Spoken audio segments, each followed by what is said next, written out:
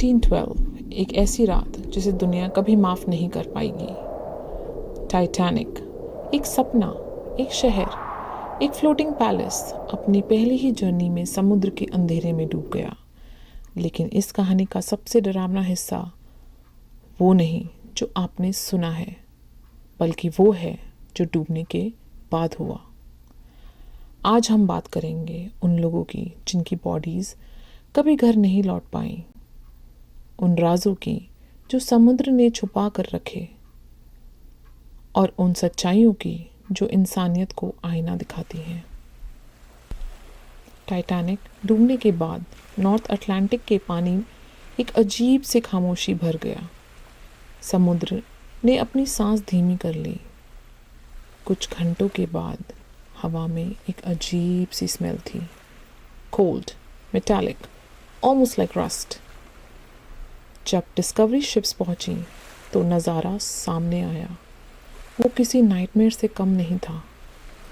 Hundreds of bodies floating, life jackets उन्हें upright रखे थी, फ्रोजन एक्सप्रेशंस, कपड़े आइस से स्टिफ।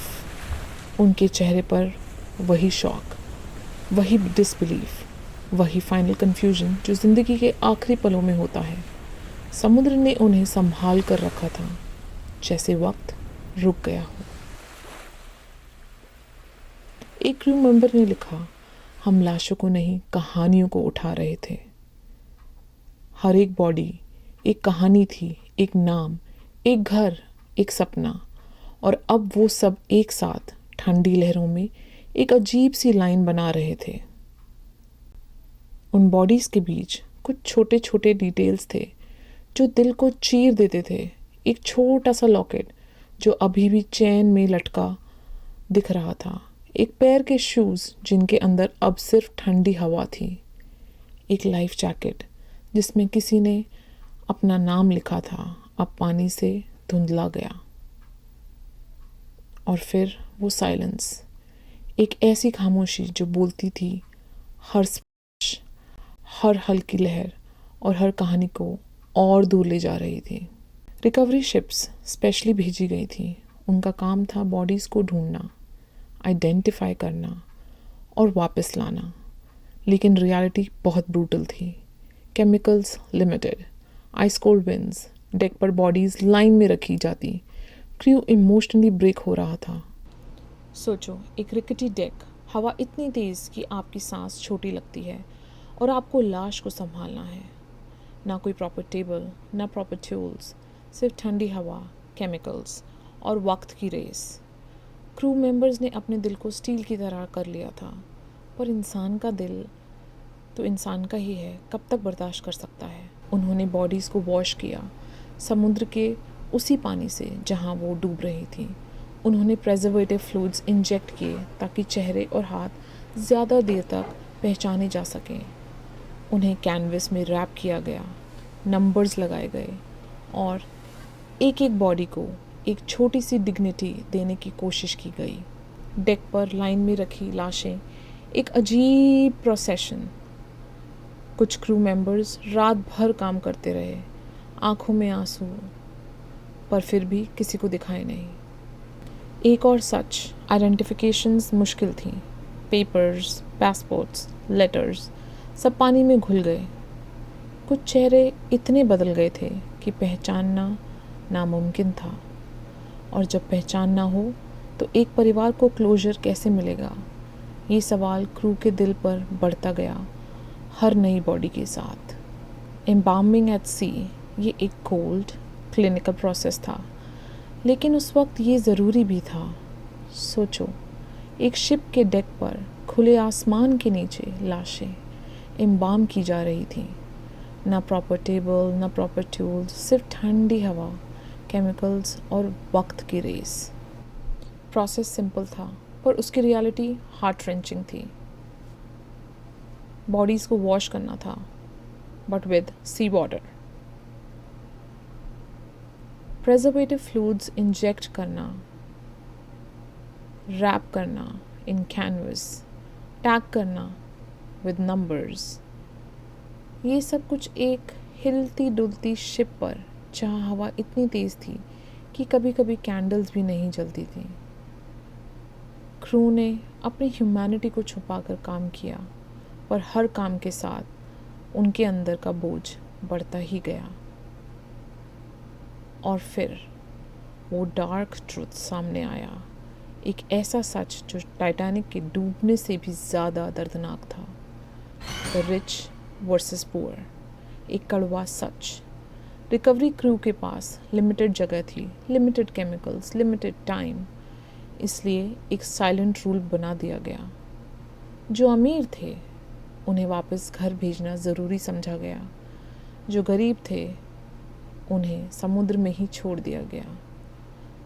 सोचो, एक शिप पर 2 लोग मरे, दोनों ने एक ही डर झेला, दोनों ने एक ही ठंडे पानी में दम तोड़ा, लेकिन उनकी आखिरी मंजिल उनकी जेबों ने डिसाइड करी। अमीर पैसेंजर के साथ ये हुआ। उनकी बॉडीज़ को केयरफुली क्लीन किया गया, उनको एम्बाम किया गया विद केमिकल्स, और वो केमिकल्स सिर्फ उनके लिए रिज़र्व किए गए। उन्हें वुडन कॉफिन्स में रखा गया, उनकी बिलोंगिंग्स लिस्ट किए गए, उनकी फैमिलीज़ को टेलीग्राम तक भेजा गया। क्रू के लोग कहते थे इन्हें घर जाना ही चाहिए, और सच में उनके लिए रिसोर्सेज एलोकेट किए गए। पर गरीब पैसेंजर्स, उनके साथ क्या हुआ? उनकी बॉडीज़ को कैनवस में रैप किया गया, उन्हें डेक के एक कोने में लाइन से रखा गया। जब जगह ख़त्म होने लगी उन्हें सी बरियल दे दिया गया। उनके बिलोंगिंग्स या तो खो गए या समुद्र में ही गिर गए। उनकी फैमिलीज़ को कभी पता ही नहीं चला कि उनका प्यारा कहाँ चला गया, मानो समुद्र ने उसे अपना बना लिया हो। एक क्रू मेंबर ने लिखा, हमने उन्हें समुद्र को वापस दे दिया क्योंकि हमारे पास उनके लिए जगह ही नहीं थी। Let that sink in. सोचो, एक माँ घर पर बैठी हो, हर दिन दरवाजे की तरफ देखती हो, हर आवाज़ पर सोचती हो शायद मेरा बेटा आ गया। वो फ़ोन का हर रिंग सुनना चाहती है, हर पोस्टमैन को देखकर उम्मीद जागती है, लेकिन उसे कभी पता नहीं चलेगा कि उसका बेटा समुद्र के नीचे कहीं सो रहा है, सिर्फ इसलिए क्योंकि वो गरीब था। ये सोच ही दिल तोड़ देती है। मौत ने सबको बराबर बना दिया था, पर ज़िंदगी के बाद भी इंसानों ने फ़र्क करना जारी रखा। ये फ़र्क, ये डिसीजन, ये साइलेंट रूल, सब इंसानियत पर एक काला दाग है। रिकवरी क्रू को एक छोटा सा बच्चा मिला, 2 या 3 साल का। उसके बाल ठंडे पानी से चिपक गए थे, उसका छोटा सा हाथ अभी भी लाइफ जैकेट को पकड़े हुआ था। क्रू ने उसे डेक पर रखा और सब चुप हो गए, किसी ने कुछ नहीं बोला। एक आदमी ने बस इतना कहा, इससे घर जाना चाहिए। उन्होंने उसे आइडेंटिफाई करने की कोशिश की, clothes, shoes, life jacket number, लेकिन कुछ भी मैच नहीं हुआ। उन्होंने उसे द लिटिल वन नाम दिया। उसकी छोटी सी बॉडी, उसकी छोटी सी लाइफ जैकेट, उसकी छोटी सी साइलेंस, सब ने क्रू को हिला दिया। कुछ लोग रो दिए, कुछ ने अपनी नज़र झुका ली।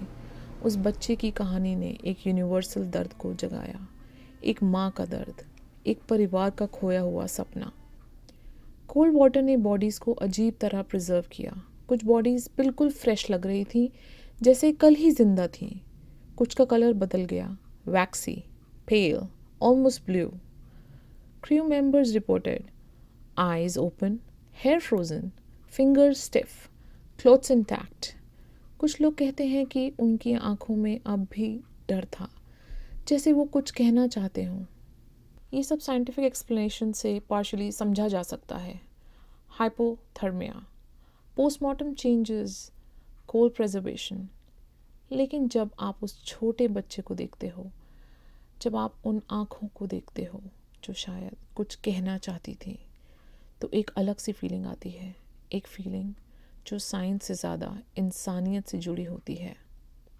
बहुत सी बॉडीज़ आइडेंटिफाई नहीं हो पाई। कुछ के पास पेपर्स थे पर वो पानी में गल गए, कुछ के चेहरे बदल गए, कुछ के पास सिर्फ एक रिंग, एक बटन, एक छोटा सा लॉकेट था। उन्हें हैलिफैक्स के सिमेट्रीज में दफनाया गया। उनके ग्रेवस्टोन्स पर सिर्फ नंबर्स लिखे थे। सोचो, एक छोटा सा स्टोन, एक नंबर, और उसके पीछे एक ज़िंदगी जो अब सिर्फ यादों में रह गई है। कुछ परिवारों को कभी क्लोजर नहीं मिला, कुछ ने कभी पता नहीं चला कि उनका प्यारा कहाँ गया। टाइटैनिक की ट्रेजेडी सिर्फ एक एक्सीडेंट नहीं थी, ये एक मिरर था जो दिखाता है कि इंसानियत कभी कभी इतनी कमज़ोर हो सकती है।